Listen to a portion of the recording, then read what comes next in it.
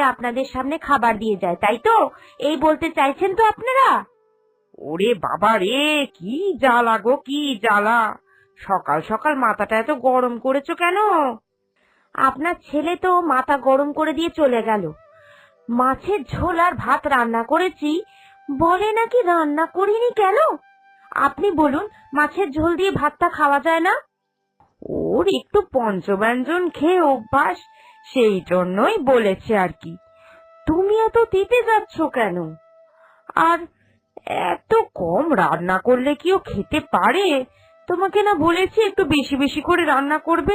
আজকে রান্না করনি কিসের জন্য? যেমন ছেলে তেমন মা।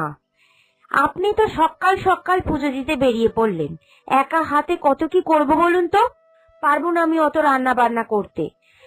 আপনার ছেলে তো বেশ ভালো টাকাই উপার্জন করে, কটা টাকা দিয়ে একটা কাজের লোক রাখতে পারে না?